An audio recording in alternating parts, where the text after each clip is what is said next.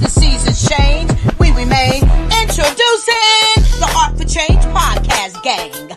The intellectual Mr. Sapiosexual.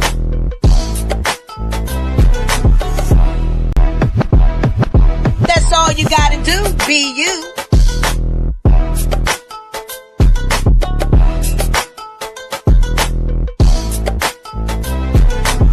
Montana Cobain pulling up in the truck. And Lady Alba with the glamorous power touch. We stream live at 9 p.m. Eastern Time. Soul Food Sunday, Motion Monday, and Therapeutic Thursday. And some days in between, switch hit. Subscribe and bell on so you don't miss it. But if you do, we on repeat on every major podcast application. Interviews galore and more. Y'all know the situation. So book your seat when we turn up the heat with your Art for Change.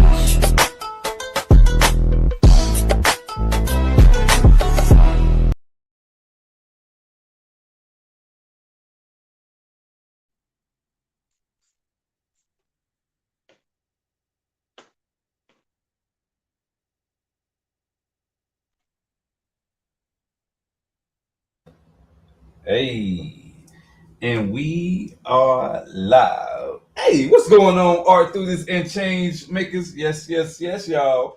This is another episode of Art for Change podcast. Today it's Motion Monday, and I am your host, Mr. Sapiosexual, and my co-host in the building.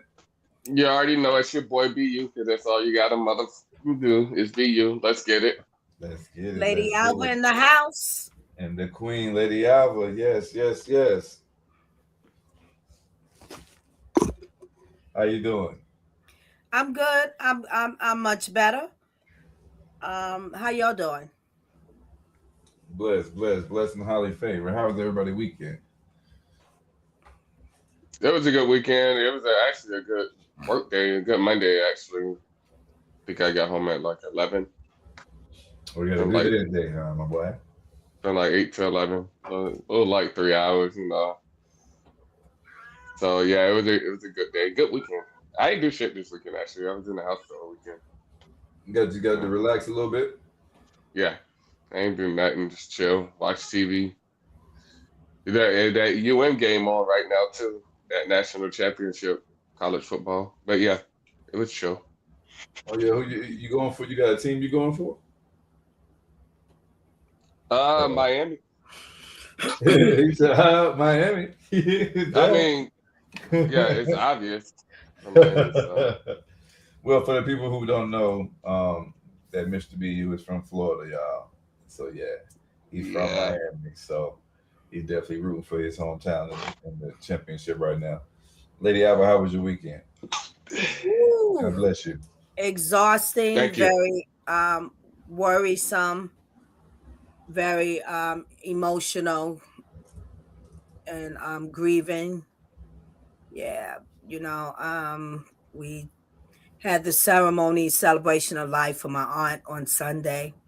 Prior to that, my father I had to get him back to the hospital Thursday night, Friday morning, after midnight, Thursday night, Friday morning. And things escalated for him, but now they're de-escalated because some things he's doing better. He got intubated. He's not intubated anymore. Very, very, very trying time, Got one that's we know is gone, the other one we don't know what's happening yet, So 2 elders, But I'm learning more in these circumstances and situations. I feel totally exhausted, as like when you're nauseated, you're so tired, But I'm still determined to keep the level and live life. So here I am tonight, because I was like, maybe, but why not? Keep that level. I can grow in that, because it's gonna be more to come as long as I'm living. It's gonna be more to come. So yes, ma'am. That's yes, it. Ma'am. Mm-hmm. Our condolences for your family and our prayers for your trying time. Thank you. Yes, ma'am. Most definitely. Definitely, yes. Thank you. Today is Martin Luther King Day for some of y'all children. Some of y'all parents, y'all might know y'all kids is at home today. uh, yes, but for people who do not know, workers like ourselves who don't get days off for Martin Luther King Day, today is actually Martin Luther King Day, ladies and gentlemen. We just recently had a birthday. So in tribute to Dr. King, we're gonna watch the "I Have a Dream" speech, and then we're gonna get into some topics about some of his mission and things of his legacy. Yeah.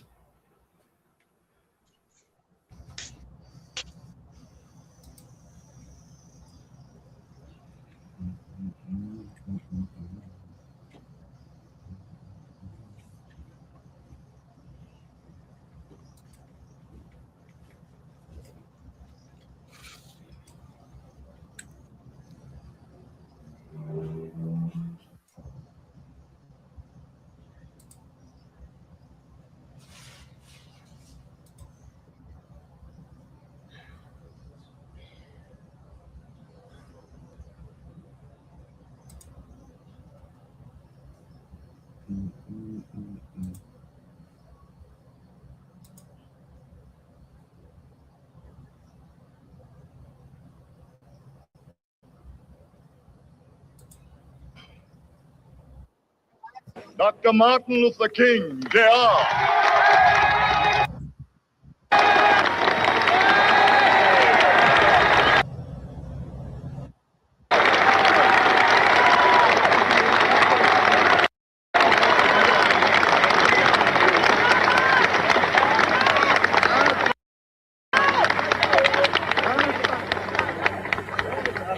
I am happy to join with you today in what will go down in history as the greatest demonstration for freedom in the history of our nation.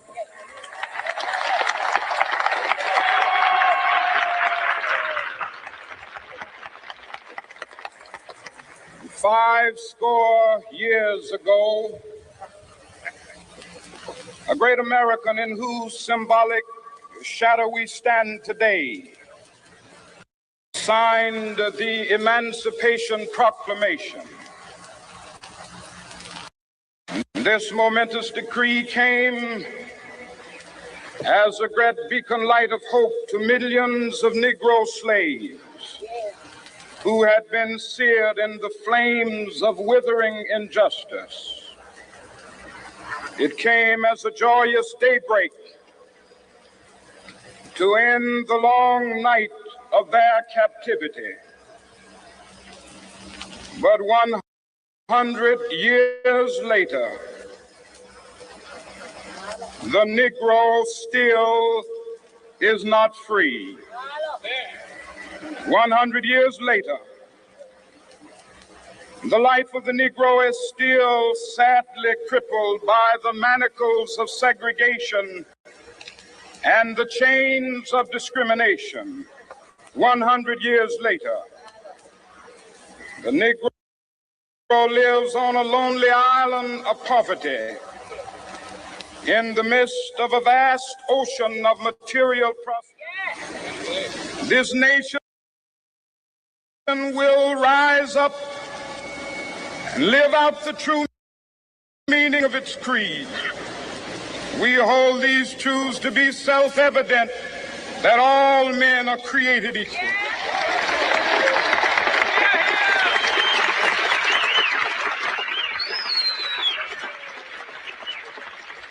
I have a dream that one day on the red hills of Georgia, the sons of former slaves and the sons of former slave owners will be able to sit down together at the table of brotherhood. I have a dream that one day, even the state of Mississippi, a state sweltering with the heat of injustice, sweltering with the heat of oppression, will be transformed into an oasis of freedom and justice. I have a dream that my 4 little children will one day live in a nation where they will not be judged by the color of their skin, but by the content of their character. I have a dream today.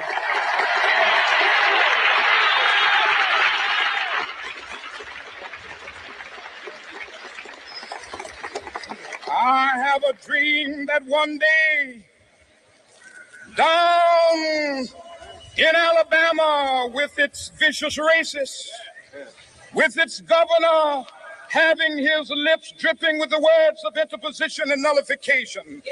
One day right there in Alabama, little black boys and black girls will be able to join hands with little white boys and white girls as sisters and brothers. I have a dream today.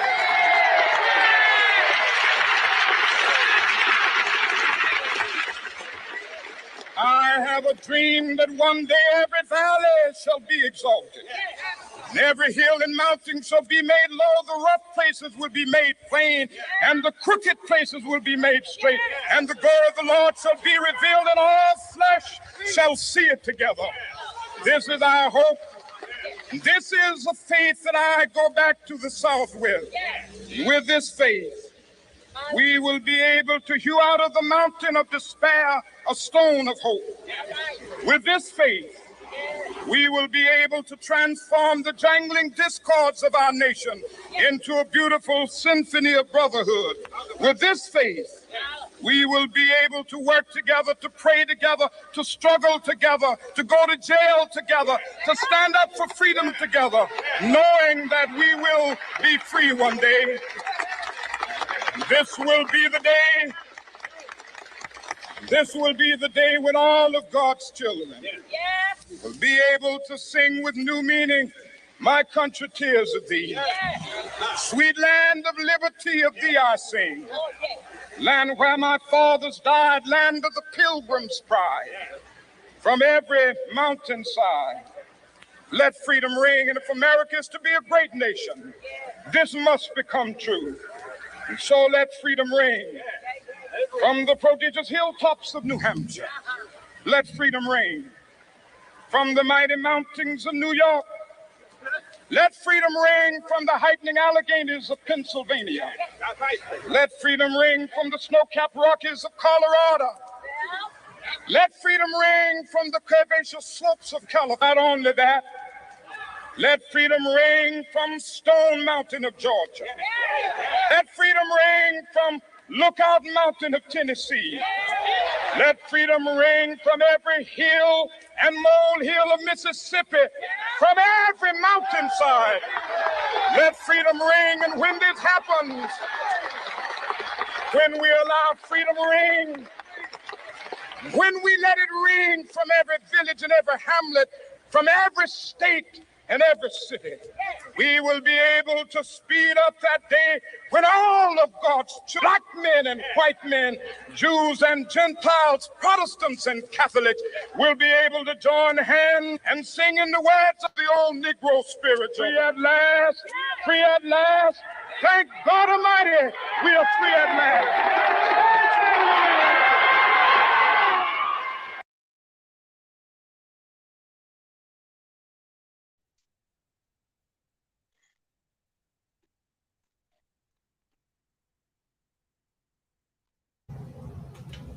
Free at last, free at last. Thank God Almighty, we are free at last.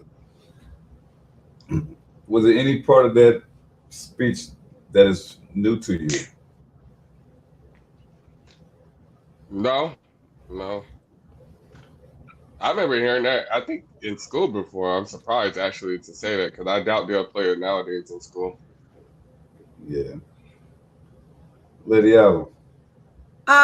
I say no to none of it is new because we've heard it all our lives. But did it all, every portion of it register? If you're asking in that sense, what's new, what is new to my ears today, this moment as we are here and we listen to it, there were a couple of things that were new to me, to my ears, in receiving it again today. Right. Same. Huh? I said right. Same. Mm-hmm. Mm-hmm. Yes, ma'am. Yes, ma'am. Um, Speaking on Dr. King, how do you think Dr. King would feel about the current state of racial equality in America today? I mean, he died before he got to see the split, right? I think he did die before. So I mean, anything would be a plus. I think he would. I mean, what he died in 1968? That's Yeah. Mm-hmm. what, like 60, 70 years. I mean, we came a pretty long way. Maybe, I think it'd be all right, you know, for what he saw. But I mean, not saying he won't strive for more, but you get what I'm saying. Yeah, Yeah. absolutely, absolutely. Lady Alva, what's your opinion? I think he would be pleased and knowing that progress was made. Those key points that he had put into his speech, the courage to even have a speech like that at that time is Right, just magnificent. right. you know, but I think he would be pleased with that. And then I think he would be disappointed also. And the disappointment would be on our side. Yes, agreed, Mm-hmm. agreed. I feel like to piggyback off your answer, that he would be happy with the state of the racial equality because there was so much disparity back then. African Americans had to, you still have to, but African Americans back then wasn't even seen in certain jobs. At least now you will see us in certain outfits that you didn't see us in before, um, carrying certain titles that you wouldn't see us before. It seems to be a little bit more diversity in the workplace than you would see before, and as far as the hierarchy within the workplace as well. Um, so I think those things is definitely something that he could be appreciative of. But I think absolutely correct. I think the direction of the black community, and the lack of unity within the black community, I think that is something that he would be disappointed in. Mm-hmm. Mm-hmm. Yes, ma'am. What aspects of Dr. King teaching would you say is still relevant today?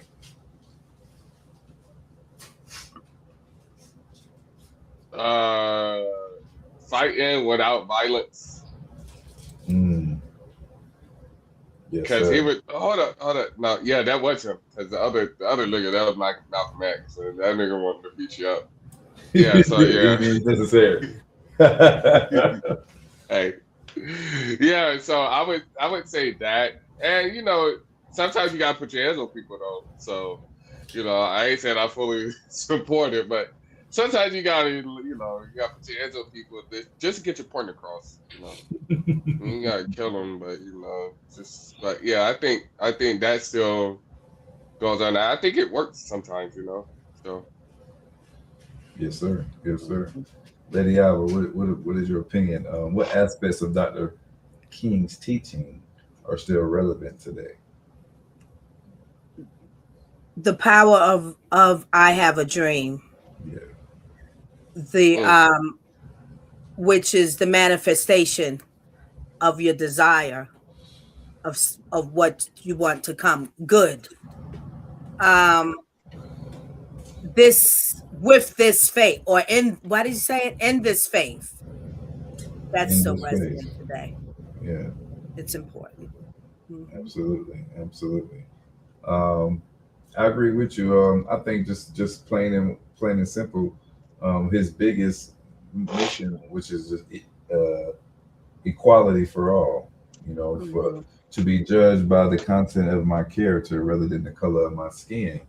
I think that is something that it is still prevalent today, and I think that is one of his most significant lines out of his "I Had a Dream" speech that people are often remember or do speeches and dialect or educate off of. So yeah, absolutely. To be able to judge someone by the content of their character and not simply by the color of their skin. Mm-hmm. You know? Can I Absolutely. piggyback off of that? Yes, ma'am. You saying that just hit it, just put the nail in the wall of when I said how he would be, and you in agreement too, and expounded on that yourself, but you just added another the layer of it of how he would possibly, let's say, because only he can say, but Right. so that he would be disappointed on our side Yes, ma'am.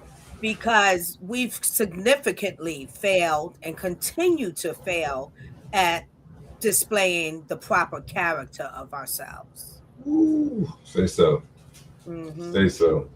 I mean, people, the young generation, I really think they need to open up the books and learn, how well articulate we were, how well diverse we were in education, um, and how we strive to become doctors and inventors and what so have you. So it's just a disappointing to see us go in this direction. You know what I mean? When we have so many people to look up to. I mean, not trying to be, not trying to knock any other culture, but a lot of things that we use today, is a benefit off of the black inventor. Yeah, yeah, You yeah. know what I mean? And now we don't even know that we can be astronauts. Now we don't even believe that we can, be quartermasters. You know what I mean? Or a fucking pilot or a president. You know what I mean? We don't see too many people in these spaces. How many black governors do you know right off the top? How many black senators do you know right off the top? And what are their policies? What do they stand for? We don't educate ourselves on our people that is, making a change in this world or educating themselves or being like one of the top billionaires is a black man. A lot of people don't know that. You know what I mean? So it's like, uh, it's just things that we are not as versed on. I just wish that we would educate ourselves and unite ourselves and be a solid, united front. Well, you know, where do we start from with that? So I'm asking that, and I'm gonna give my answer just because there's so many ways you can start and do that, and I want the younger people and the generations to come to know. Educate yourselves doesn't always mean to hit the books. It can seriously and mainly start from the language you speak, how you speak, how we characterize ourselves individually, and how we characterize each other. We struggle in that because as we want educate yourselves, but yet we are uneducating ourselves with how we characterize one another Hmm. through our language. Okay. All right. Nothing profound on that. Systematic racism in today's society. In what ways do you see systematic racism manifesting in today's institutes? Excuse me, institutions. All right. I like that.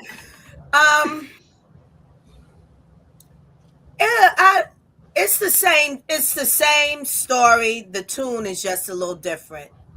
Mm. The ink on the wall is the stain is the same. It just changes in ways as we evolve in life. So that only certain things, I mean, cannot come back at all. I feel like is impossible. But it's still a way where they put in these wedges or these bars to hold us back. Mm. And sometimes it's very subliminal, and many of us don't realize it. And we eat the subliminal apple like it's okay, and then we caught up. Now we're partaking in that systematic racism, Mm. like it's okay. So for me, that's all I have to give on that because these things are always going to be there. Mm. Um, I don't think any of us can give a certain data, but as far as the amount of work we put in, it should be over in 100 years. I Right. believe that it's just part of our plight in our life Mm. Mm. until it's not. Until it's not. I agree with her. Just to piggyback off that real quick, I think it's gonna always be there. It's just gonna be different as time goes. It'll be different, maybe lessen, Mm. or just different in a certain type of way, but I feel like it's just gonna always be there. Right, right, right. I believe I have to agree with both of y'all in saying that it will always be there. I feel like until we make the change, you know what I'm saying, there will be no change. Um, so in that regard, until everybody's acknowledge what it is, only then will we be able to find a solution for it. We have a lot of people who disagree or is blind to the fact and won't accept the fact that systematic racism definitely does exist. Oftentimes, when you have my color of hue, you understand and see more than you may see if you are not of a darker complexion. Coming from my background and coming from my own experience, and I can only speak from my own perspective and no one else's. I've seen countless accounts where systematic racism exists, and how it is manifested. It is, I feel like, it's mostly within the criminal system, within the justice system. You often see our white counterparts with the same rap sheet getting lesser time, if not any time, for the same equivalent crimes, if not less, more violent crimes than their African American counterparts. And it seems like the African American counterparts typically get more time for petty crimes. Um, Also, you will often see um, minorities being gunned down by the police, and you know the police get off with just a slap on the wrist. And most of the times you see videos where our white counterparts are attacking the police and being malicious towards the police, or threatening the police and putting the police lives at risk, and then they find ways to diffuse the situation, de-escalate the situation without that white counterpart ending up unalive. So I think when we see those type of scenarios play out over and over again, we can say that there's some type of systematic racism within the justice system. I think it goes to the same things if you go to disparity in the primarily black communities when it comes to education versus the advantages and the incentives that schools get that are in predominantly white neighborhoods. Mm. So when it can go to off where to getting it approved for loans, getting approved for a job, and healthcare. I feel like a lot of times when you look like me, you may not get the proper healthcare if you look like someone else. So it's multiple avenues and organizations and different ways, and just in a day-to-day life that African Americans are experiencing different forms of systematic racism. Mm. Moving right along, what steps could individuals take to combat systematic racism in their own communities? Well, you already answered that actually, because you said just to start, you, you got to accept the fact that it exists. Like you said, for starters, you got to start there, and then like you got to have like-minded people around you, or get them to at least believe in what you're preaching, Mhm. and it'd be the people close to you, which is your community. So Absolutely. Absolutely. Lady Howard, what's your opinion on that? Agreed. You have to know that it exists and know the particles or the variables of it existing. And you have to draw up a plan of I- of the plan of how do we pour our energy, our life into to diffuse this, to put a stop to it. and know that it's not going to happen overnight, because it hasn't happened overnight yet. So, but we have progressed. So we see that we can still progress, but you have to have a plan to keep the progression going. And a specific plan, to me, is about how you're going to operate in this systematic racism system. Not how you're going to get them first and foremost, because you can't make anybody do anything, but you start with yourself.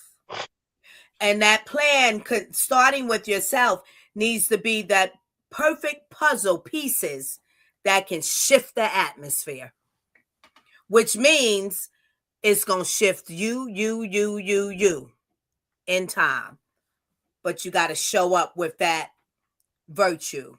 You got to show up with that authority. You have to show up with that candor. You have to show up with that intellectual level. You have to show up that way. Can't be sloppy at all. You have to show up with the idea to win. And that relates to Martin Luther King. I have a dream. I hear you, Shawty. There you go.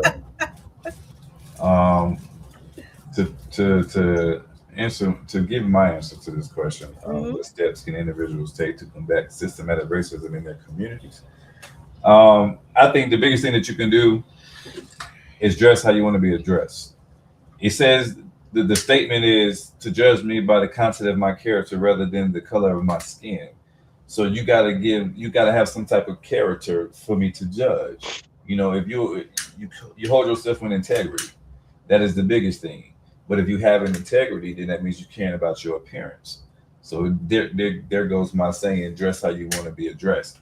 You know, if you want someone to treat you like a thug, then you go ahead and put thug attire on. If you want somebody to treat you like a hoe, excuse my French, you put a hoe attire on. If you want somebody to treat you like a businessman, guess what? You put a businessman attire on. If you want somebody to treat you of elegance, of a class, then you need to look like elegance. You need to look like class. And I feel like we cannot expect someone to treat us higher than we respect ourselves. If I come into this place with my pants down low, you know, with myself ungroomed and talking belligerent, how can I expect someone to respect me and to take me serious when obviously I don't respect myself? So I think that these are ways that individuals can combat systematic racism by just giving them something positive to see. Give them a positive example of what you're trying to represent. Because if you're giving them the exact status, not status, but if you're giving them the exact stereotype of what they already assume you to be, if you checking off all the lists of what someone told them Black people are, you know what I mean, then you are contributing to the systematic racism. Can I piggyback off that? Yes, ma'am. So and I agree 100. And I think we all stumble in that. We all are guilty of that. You know, at very different times or circumstances that even provoke us to let down that character and become a little messy or nitty gritty, if you will. But if we're really serious about that and speaking that, then we have to uphold that bar. So that really means, gentlemen, you got to call women properly. Women, you got to call men properly. You can't be, oh, well, that's how it is in the hood, or we jiving it. No. You got to keep the bar up. Because it's a cost. The cost that it's a price, a high price or did I not saying it right? Help me out, mister, because you know what I'm trying to say with that. The cost is too high. That's what I'm trying to say. Man, it's too expensive. And that's when we feel like, oh, we not getting nowhere. We going back. Well, we're all accountable for that. Yes, because every little piece of the puzzle matters. It's not full. It's not complete until we got all pieces. There you go. Yes, ma'am. That's right. Ma'am. You are absolutely right, and I got to get better at that too. You know, what I mean, just like just in my own verbiage. You know, the other show we was talking the other night, and we was talking loosely in canon, and I always listen to our show the next day on the audio version. And I just kept hearing myself refer to women as bitches, bitches, bitches, and I was like, damn, I really got to fix that. You know what I mean? Because I am with five queens, and I'm sitting here saying bitches, bitches, bitches, but it was so trained, you know what I mean, that I didn't even catch it during the show. You know what I mean? So, you know, and I was just discussing with myself as many times as I had said it and referred to the women in that way. You know what I mean? So you are absolutely right. You know, Yeah. And that's good that you do that. You hold yourself accountable. You listen. If you didn't listen to yourself when you speaking it, but then you go back and listen to yourself when you think about it, you know what you said. If it's not audio where you can actually listen to it, then you reflect on it, because stumbles will happen. It's important. Just recognize, be aware of yourself and say, oops, well, I still got work to do to get there. I like this thing that I say. You go in a forest, it's 1,000 banana trees. Now you that's the old banana trees. What you just said, like you conditioned, you trained that way. Now you come into a newness, you got to peel them banana trees. And that takes 1,000 banana trees. How many bananas on it? How many peelings you got to go through? It's work every day. It's consciousness every day. yes, Don't ma'am. give up. Yes, ma'am. Mhm. We should Hey. always be striving for the best version of ourselves. Absolutely. Yes. What you got for me, B? So we can't say bitches? Look, Lady, I was gonna say, if you're talking about a Look. female dog, sure, because that's what it applies to. You can say bitch, Okay. but it applies to a Okay. female dog. listen. You know how I'm coming. You know what I'm saying? I'm never gonna tell nobody what they can and what they cannot do. You know what I mean? I just want, yeah, I was just But asking. I can only speak for me, in my perspective. So for me, you know, I want to refrain from saying that. You know, I having don't think I'd say it that much anyway. five queens. You know what I mean? Yeah, absolutely. You know, I mean, that's just something that I noticed We about can leave myself. that one out. We can leave that one out.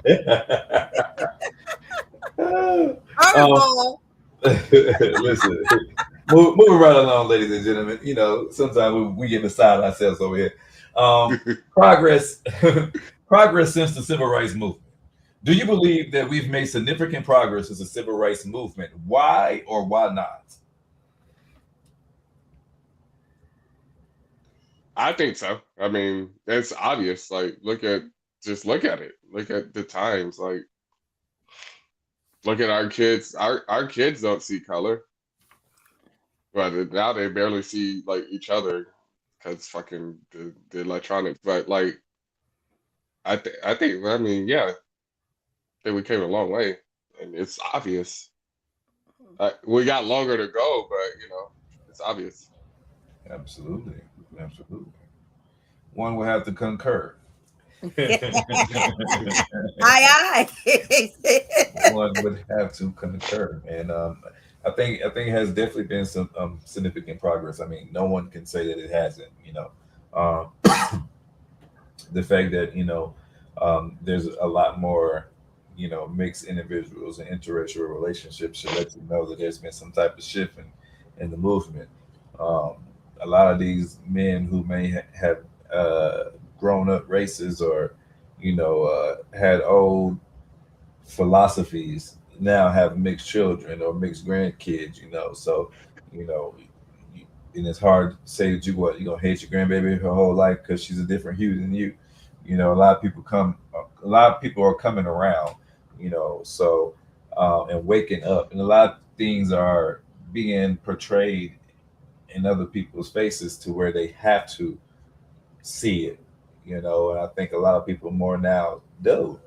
um I, as people are still treating us, poorly, based off the color of our skin, there's a lot of people from other ethnicities, especially the white community, that see our plight and like, hey, look, I'm just letting you know, look, none of that shit going on over here. You know what I mean? I see your struggle. I see your plight. You know what I mean? And I don't agree with it. You know, so I feel like you have a lot more allies now within the community than you used to before. Mhm. I think we all could agree to that, right? Yes. Hey, you want to know what's crazy? Yesenia, her dad was racist. Who's And like Yesenia, like my kid's mother. You know okay? Yesenia. Yeah. Okay, yeah, I did just brain fog. Now he got all black great kids. Oh, wow. It just be like that sometimes. And he loves them. He loves them. You know, Mm. sometimes you got to go through that just to see, you know. If you got any love in you, man, it's kind of hard to not love something that come from you. You know. Yeah. But that's the thing in life. You go through things for a reason, you know, and then it's up to you to what you're going to do about that thing you went through. And this question, I think, is a good, really, really good question. When I saw it, I thought about it, because all things are significant, but understanding in where you're coming from with it, we have to be mindful to the significance of what is significant. You know, because certain things that have the quality where that's a shift. That's a shift right there in the atmosphere. This is a piece of the puzzles that made a move or brought the move to shift. So when something happens, like I thought it was very significant when we got a black president. Yes, ma'am. That was significant, and it will remain significant. You understand? Not getting into the debate of what he did or what he didn't get accomplished and all of that. Also, what was significant about Barack Obama running for that position is the intellectual mind that he gave us, the delivery, his character that he gave us in his speaking. Very significant. Shouting out really to the black people. Do you understand? It shifted the atmosphere. So we should definitely pay mind to that and grab onto that, because when we have those significant moments, that's the moment that we can move a lot of other things. You know, it's like you have a dream and then that's in your dream, but then you wake up and you see the angel that was literally in your dream. That's significant. Yes, ma'am. Yeah. Absolutely. And I think that that goes right into our next question. The next question was, what are some recent events that demonstrate positive progression and setbacks in the fight for equality? And, you know, us having a biracial president that was African American definitely was a significant progress. Can you think of another one, BU? I'll think of a setback. What the setback would be, everybody trying to get back at us for getting Obama in office. Right. So the setback was that they said Trump. Right. I mean, right. there you have it. He said, "There you have it." But And I said I agree with Trump or I disagree with Trump, but I mean that was the retaliation. That was the retaliation, right? Right. now I have a view on that. Once something is accomplished, you can't be set back. Okay, I like You the can way you have said things that present itself to where it's clear that, oh, this has come or you have come to set me back. But if you know what is accomplished and you hold on to that and you living in that, it's nothing here that you can't set it back. Right. You can throw some stain on it, but you can't set it back because it's already done. Okay. We have a choice. We have to move in those choices like that. When that, you know, to not allow it. That's sometimes people, oh, we ain't getting nowhere. Stop that. Stop that. It was wasn't it over COVID? What were people saying?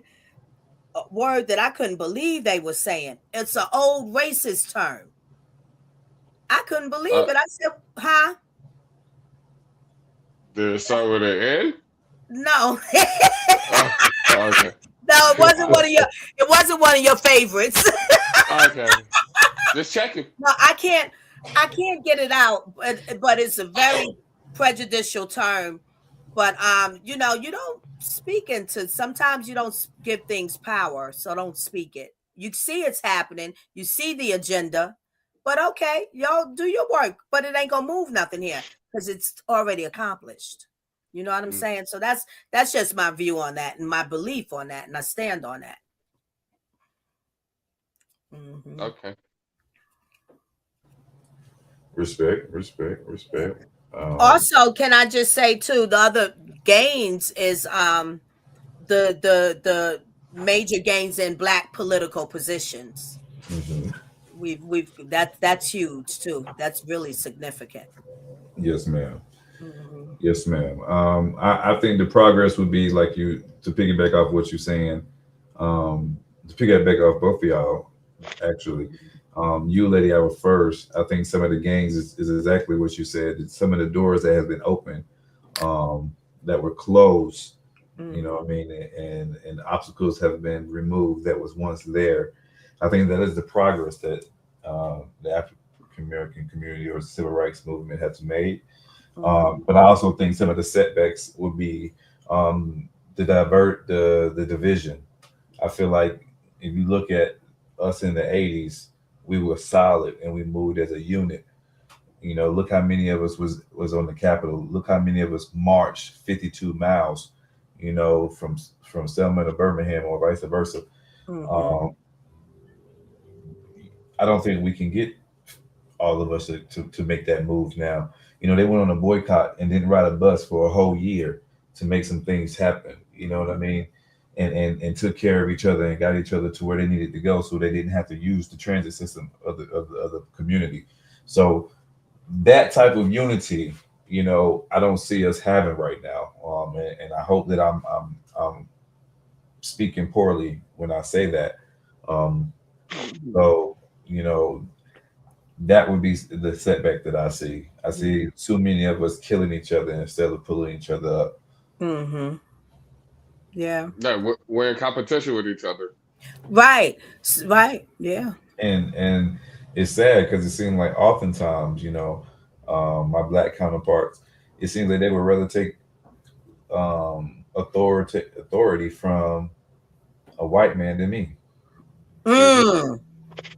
Like, you okay with the white man telling you what to do, but God be damned if from somebody that look like you tell you what to do.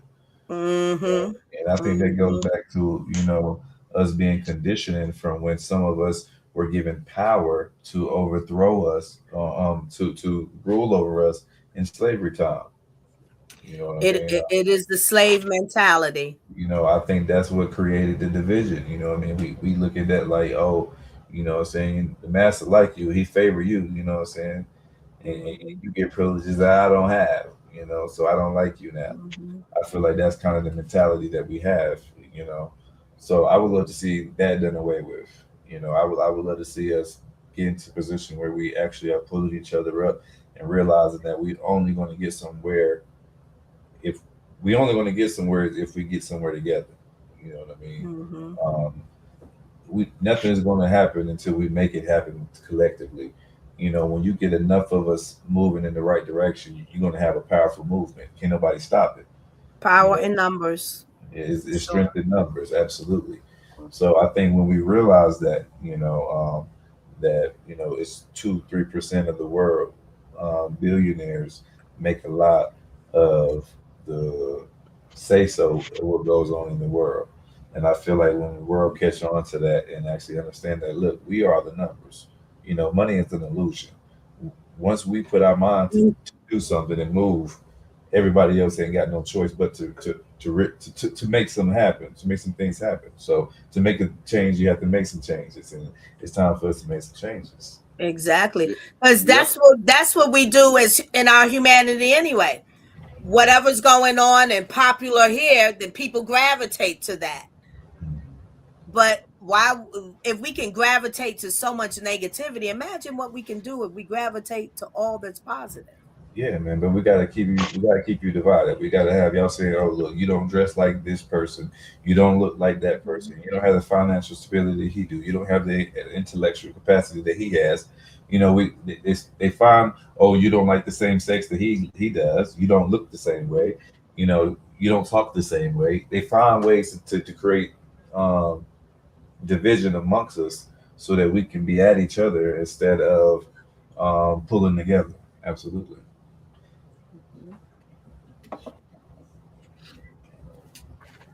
Future with Dr. King.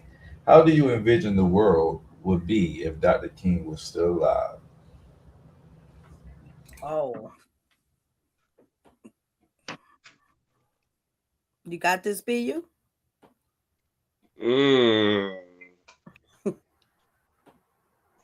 I don't.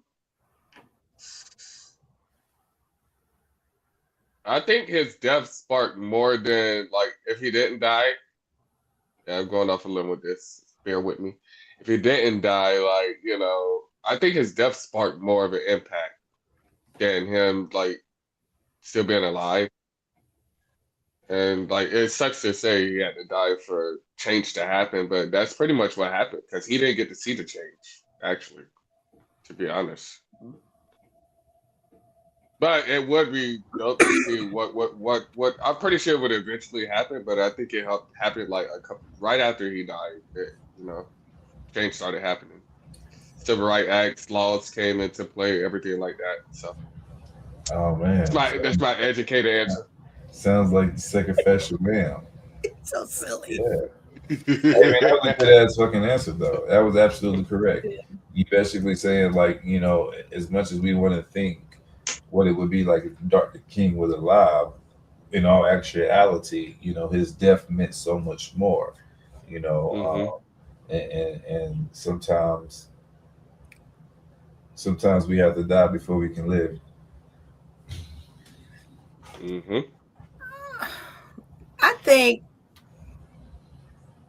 I think it would have been better progress Mm.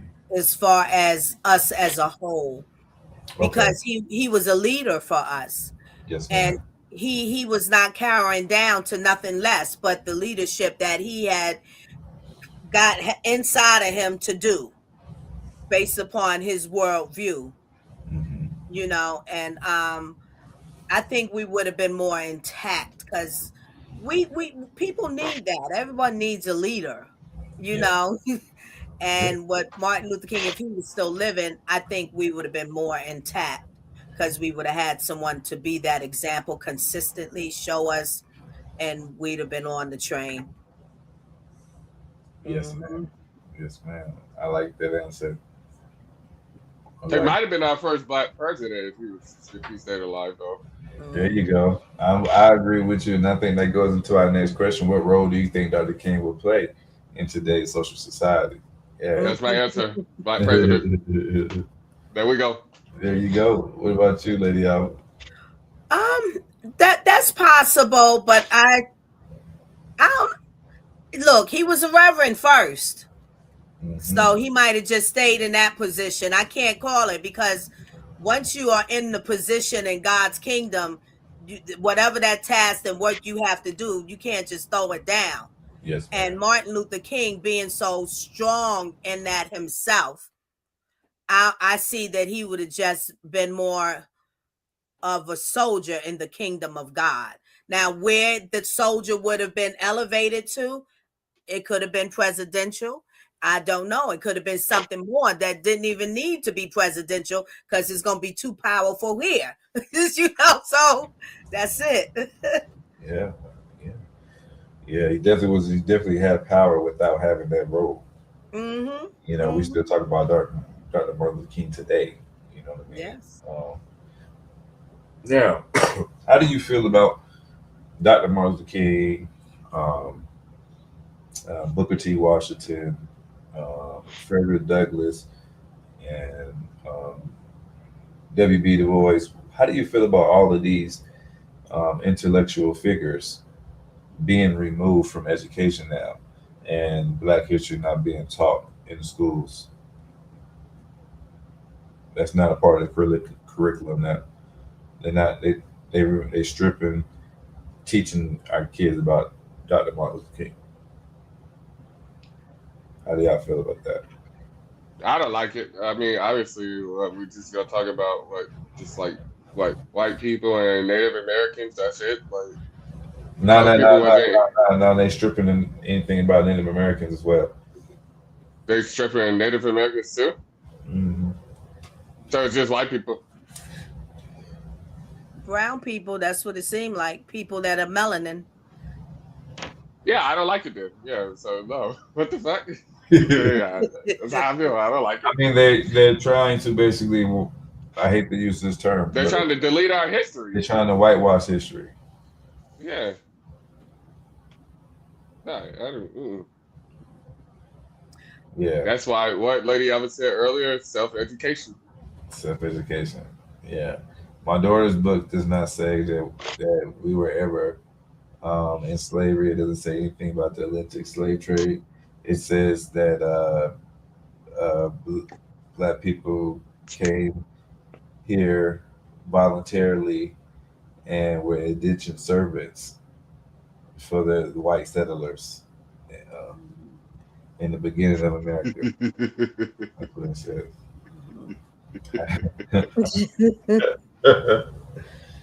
Yeah, Wow. and it says that the Indians gave up their land. They didn't just come take And it. they don't call them Indian. They just said the native people gave up their land. The native. Gave up their land. Oh yeah, here you go. No. I can't make this shit up, y'all. Read your kids' books, man. This is what your grandkids and your kids being taught if they are in elementary right now. That's crazy. Check it out. That's crazy. Yeah. So Go ahead. I have what you said and what they are doing and what they have done.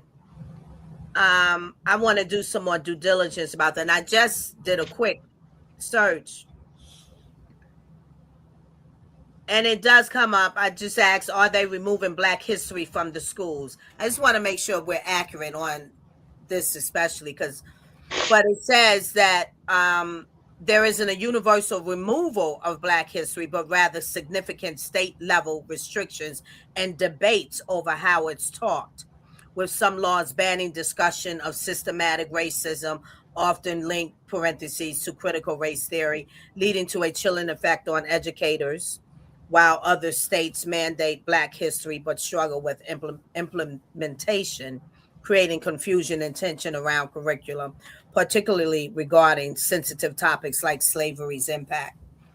So, and then there's more, they break it down. So for me, to really accurately answer the question, because I've heard these and listened to some of the reports, and when I've heard, I kind of think, and I'm hoping that it is right. It may not be displaying that way where it's understood that way, but I think it's just bringing us into just dealing with our humanity. When we keep, because that is part of kind of separatism or division in itself. You know, when do we get to the point, and I think we should get to the point and just focus on our humanity, not taking away the history, but the focus doesn't have to always be about that. It needs to be about our humanity, no matter what your race, creed, or color is, and how we treat one another. So that's my pessimistic view on that, within all the confusion. But it can bring a quality for us to make sure we teach our children, because it's those leaders that you mentioned, Mister. The work is done, the work is written. Libraries still exist. It opens up the door to get to the libraries more. Send your kids to the library. Utilize that, and we teach it, and not have this deep dependency, which we have become, just for the school system to teach. And that's all, that gives us a shift to focus on things that we need to be focused on, raising our Black and brown children and not leaving it up to the institution solely to do it. It brings us up. It grows us up. Yeah, I think so. I like the way you said that. Yeah. Mm-hmm. Mm-hmm. No argument there, lady. I like how you put that, and I preach that to in my own self, in my own home. That the school should not be the only place that our kids is learning. Mm-hmm. Definitely, and I think that goes right into our last questions. How important is education, fighting inequality? How can education be used as a tool to combat inequality and promote understanding? I think what I just said kind of applies to that right there. But I say less. Exactly, and that's what I'm saying. Like exactly what you said. Educating ourselves. And like I said earlier, when you have integrity, when you carry yourself with dignity, it's kind of hard for somebody, even if somebody had misjudged you, had a prejudgment about you.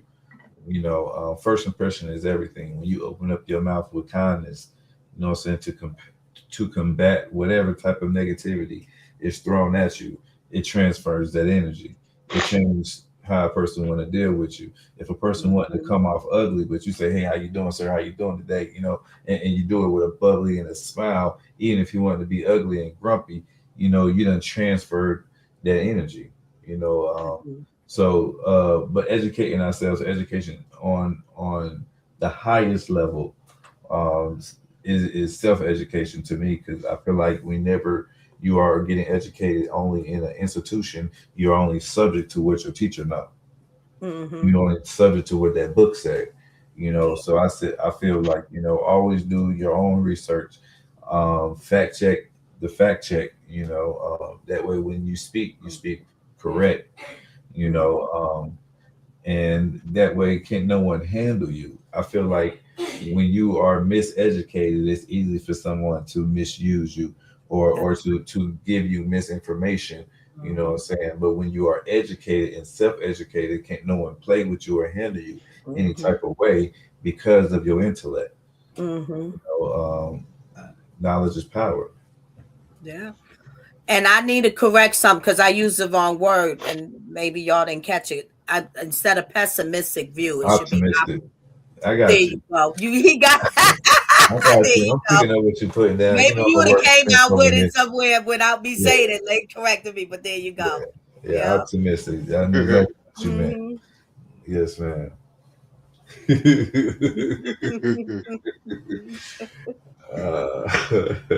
Now back to your original statement, which you was talking about earlier when you were saying the school was removing it. I'm gonna ask you the last question is, what role do you think schools should play in teaching about systematic racism and its history? Now, you said they was removing that. Martin Luther King is part of that systematic racism history. Do you think that it's important to remove anything of Martin Luther King, of anything of inequality, of us fighting for our the things that we have and rights that we have now? Do you think it's important for our young Black kids not to know that? Nope. No, and well, do I think it's important for them not to know that? No, it's not right. No, what you said, it's not important for them to not know it. Right. It's important for them to know it. And in that reading, it said it's how it's being taught. But and I did see a little bit of the some of the educational professionals are not necessarily in agreement with that. I think all things need to be taught because all things have an effect on our lives, have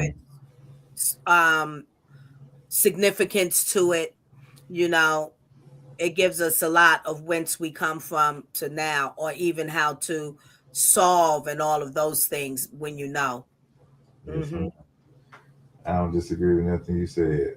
Mm-hmm. Moving right along, ladies and gentlemen, we're just gonna close out our segment on Martin Luther King. Shouts out to Martin Luther King. His birthday had just passed, ladies and gentlemen.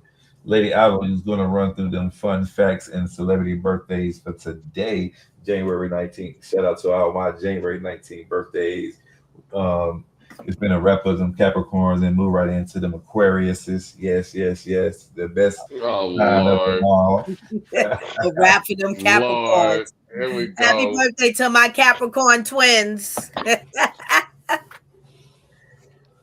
All right. So, fun art facts and historical art events, January 19th. Birth of Edgar Allan Poe, renowned for his poetry and short stories. Poe was born on January 19th, 1809, influencing the literary world profoundly.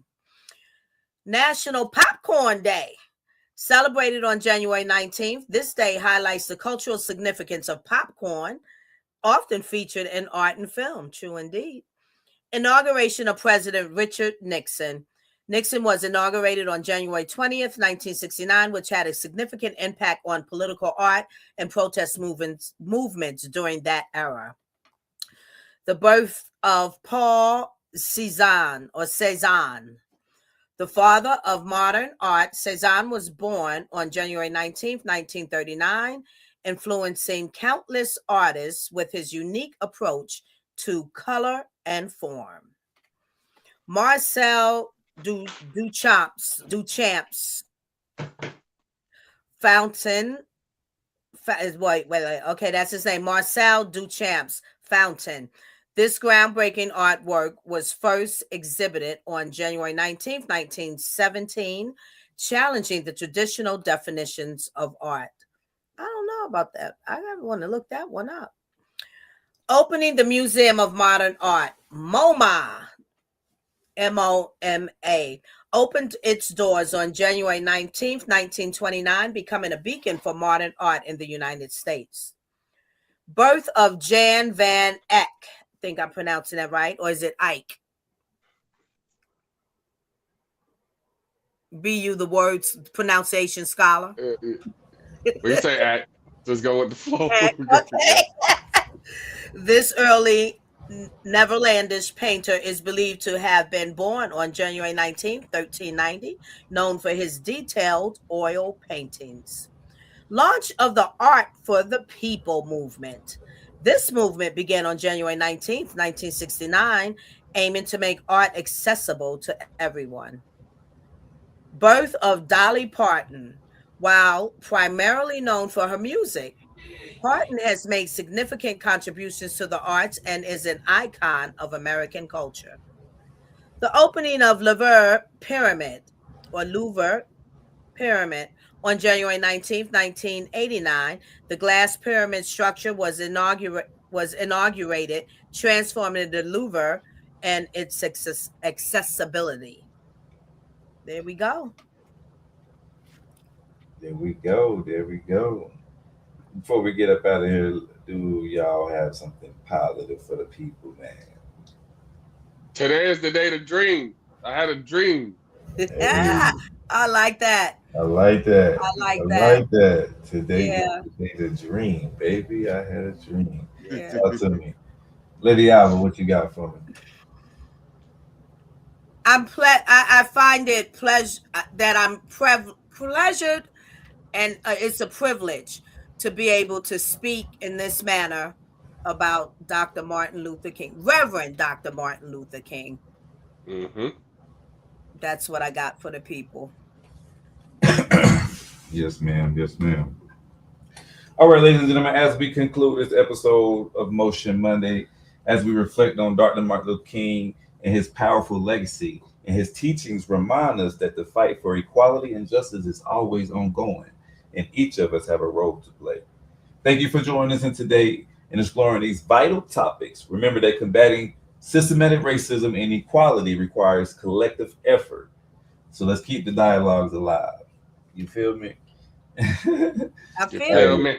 Yes.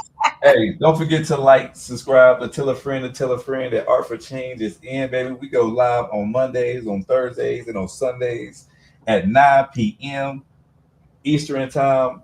Hey, you might catch us in between the week. So this is why you got to hit that bell so that you know when we go live. Because sometimes we may go live in the middle of the week. It's only based on if we have an artist that may have a particular schedule, or if one of the hosts has something going on the next day. So we try to do at least 3 shows a week, ladies and gentlemen, and we appreciate all of our listeners and all of our followers. And to show our appreciation, if you go over to our Instagram page, the official Art for Change podcast, go to our highlight section. We have some discount for you in between 10 to 15% on the highlight. If you go to Molly B's on her website, she has artisan cookies, all different type of cookies. They come right to your door within 2 to 3 days. They are delicious, melt in your mouth. They are very inexpensive, and guess what? You get 10% off the entire website just for being an Art for Change listener. Just make sure that your promo on the way out is Art for Change, and you will get 10% off your entire order. Same thing with Old Glory. They have the most fire graphic designer gear, and for all type of fan base attire. Listen, they have over 30,000 items on their website. And you get the entire website for 15% off. Just make sure Art for Change is in your promo on checkout. Also, man, you eat them cookies, you got to have something to wash it down with.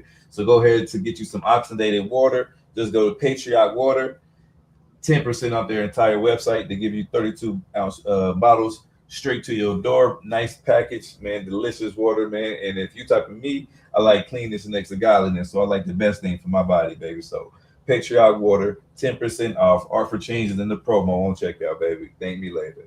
Until next time, baby. Art for Change, gang. Be blessed, and we out. Peace.